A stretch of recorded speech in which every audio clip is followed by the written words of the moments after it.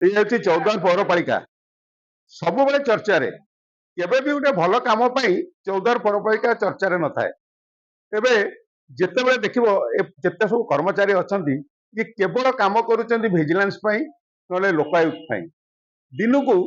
कौन ना कौन केस लोकायुक्त आसपर विजिलेंस लोक तदंत चलती कहीं कौन तथ्य मैंने दिखती अरे भाई तथ्य तो तुम पाखे अच्छी तुम देदेले केस कहीं होता कौन तथ्य दौना से उपरकू जाऊँ लोकायुक्त आसू विजिलेंस भी आसुच्च विभिन्न दुर्नीति को लेकर ये काम कर साधारण लोक काम करने समय नहीं कि केवल चिंता भी करूना ना ये चेयरमैन पाखे अच्छी ना ये निर्वाही अधिकारी पाखे अच्छी तार मैं उदाहरण हूँ कैमेरा मैन को देखा कहबी देखु गोटे वार्ड कि हैरान होती लोक मैंने आसे से कहना चाहूँ बहु बार से आलोचना कलापर कथा कौन म्यूनिसिपालिटी निर्वाही अधिकारी चेयरमैन काउनसिलर कई बुझुना से खाली राजनैतिक चर्चा अच्छा तो 14 चली किए बीजेपी जीव किए बीजेडी को बाहर ता भर चर्चा भी से अच्छा सी 9 नंबर काउनसिलर भी घर पानी पशुनी बोली कौन से किसी दायित्व नेबेनी एवं आसी बस बहुत बुद्धिजीवी महिला और अन्य दल आसी पहुंच हम खाली बुझा मु तो कहली से मुहर बुझा नीलिमा त्रिपाठी 9 नंबर वार्ड बासिंदा देखो आज आमर सब माने मु कहबे गले मोठू समस्त सीनियर अछंती हैला माने आज दंड भोगुना दीर्घ 15 वर्ष होलानी दंड भोगुचंती 10 वर्ष तले जो रोड हे सारी सी तो भांगी माटी मिसी गलानी आमे 10 दिन तले पुणी आसिक देखी जाइलु दाबी पत्र आम रोड करा जाओ 5टा सब रोड भी अच्छे माटी कादुओ वर्षा हेले आंठु आंठुए पानी साप बेंग डाहुक जहाँ अच्छा सब बोगौन आ गोड़े गुड़े भी होती आ मो झीर चकार गोड़े तो दी थर गुड़े सारे आम एत दाबी पत्र दौचु सब करुचु म्यूनिसिपालिटी कहीं शुणु यहाँ मोर प्रश्न आज जो भाई मैंने आसिक बसी समस्ते निज काम धंदा सब बंद करके किए चाकरिया लोक मंडे आज से जॉइन करने बदले आसिक बस किए दुकान बजार बंद करके बसे आम तो दुकान बजार चाकरी बंद करके बसु आम खटबू कौन गवर्नमेंट को टैक्स देबू कौन केते दिन समस्या ये एवं ये आज्ञा 10 वर्ष समस्या से रोड थरे जाइकी देखिले म्यूनिसिपालिटी को कोन टाइम आमे बतैबो जे आमे एठी धारणा ने बसु से काई आसुनांती काई लुच्ची के कोठी अछंती आमे तो पीसफुल प्रोटेस्ट करूछु ना अच्छा आको नै के आपनकर काउंसिलर से आलोचना है कि काउंसिलर आज्ञा के मु आज जाय तांका मुह देखिनी हम भाई माने आगु आलोचना करिथिबे मु तो आज्ञा मुह देखिनी ये कौन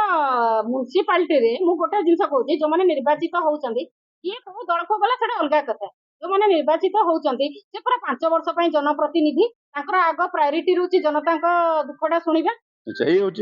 ये असंख्य अधिकारी शुणुंट ना से काउंसिलर शुणुंट कई शुणुना से 10 वर्ष है से ड्रेन नाई अधा अधुरा भांगी पड़ी पानी जदि वर्षा हो पानी पशिज पिला माने स्कूल भी जापर ये अवस्था आउ जन भाई आम पाखे अच्छा मो ना हूँ गोलक नायक मो घर चौद्वार मोर से घर अच्छी गोपालेश्वर 9 नंबर रे हाँ मु आज्ञा दीर्घ 15 वर्ष भाया नागी 2015 से रोड होता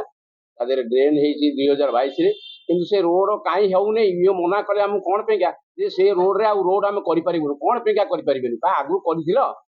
जो सब लोक अच्छा जो 50-100 लोक से अच्छा चली पारना से बस्ती पानी है वर्षा जमी है पानी भर्ती होगा ता देह साप बाहर लोक छुआ पिला जाना रास्ता घाट में यहाँ कौन पे आमको कहूना आज आम सब कम धंदा बंद कर धारणा दी दुआर मुहर सी आसा को लेट कर कौन पे आम यही जनाऊँ आम ना समाधान न समाधान न बड़ धरण आंदोलन करूँ ये म्यूनिसिपालिटी क्या पूरी देवुन यहाँ हूँ कथा कुमार राउत मुझे तारिणी बिहार 15 वर्ष रही जो भाई मैंने छोट भाई बड़ भाई मैंने आसुच्च पुओ पुत्रा मैंने आसुच्च गोटे दुख परितापर विषय जो 100-200 मीटर बाट हूँ आम तारिणी बिहार इंटेलेक्चुअल मास बुद्धिजीवी मैंने रहती ठीक टाइम टैक्स पेमेंट करती होल्डिंग टैक्स ठीक टाइम दिखती ये जावाक पड़े आम दे दौ अड़की कि बड़े दुखर विषय आमर रोड आम रास्ता जो भाई मैंने पूर्व कहगले ये रास्ता ये पर्यंत हो पार टे अल्प टे वर्षा है रास्तार 2 फुट 3 फुट पानी चलुची साप बाहर बेंग बाहर पिला स्कूल बंद कर लोक मैंने ऑफिस बंद कर आज देखो जब न होता सोमवार समस्त ऑफिस बंद कर କେତେ କଷ୍ଟରେ ଆସି ପଢୁଛନ୍ତି ଆପଣ ଏଠି ଆପଣ ତାଙ୍କ ଦ୍ୱାର ବନ୍ଧରେ ଏମାନଙ୍କର ଖାଲି ଦେଖା ନାହିଁ। ଯଦି ଦେଖା ନହବ ଆମେ ଏଇ ସ୍ୱଚ୍ଛ ଭାରତ ଅଭିଯାନରେ ଏଇ ଅସୁରକ୍ଷିତ ରହିଛୁ କଣ କରିବୁ ଆମେ? ତେଣୁ ଆମେ ଏଇ ଆପଣଙ୍କ ମାଧ୍ୟମରେ ଆମେ ଏଇ ମେସେଜ ମାନ୍ୟବର ମୁଖ୍ୟମନ୍ତ୍ରୀ ମାନ୍ୟବର ନଗର ଉନ୍ନୟନ ମନ୍ତ୍ରୀଙ୍କ ପାଖକୁ ଏବଂ ଏଇ ଅଧିକାରୀ ମାନଙ୍କୁ ଜଣାଉଛୁ ଯେ ଏ ଦୁଃଖ ଶୀଘ୍ର କିନ୍ତୁ ତୁରନ୍ତ ଦୂର ହବ ସେଥିପାଇଁ ବ୍ୟବସ୍ଥା କରନ୍ତୁ। ଯଦି ଦୁଃଖ ନ ହବ ଆଗାମୀ ଦିନରେ ଇଲେକ୍ସନ ଅଛି ଆପଣଙ୍କର ପୌର ନିର୍ବାଚନ ଅଛି ଏପ୍ରିଲ ମେ ମାସରେ ଆମେ ସମସ୍ତେ ବର୍ଜନ କରିବାକୁ ବାଧ୍ୟ ହବୁ। ଯଦି ତାହା ନ ହୁଏ ତାହେଲେ ଆମେ ଆପଣଙ୍କୁ ରାଜରାସ୍ତାକୁ ଆନ୍ଦୋଳନ କରିବାକୁ ବାଧ୍ୟ ହବୁ। ସ୍କୁଲ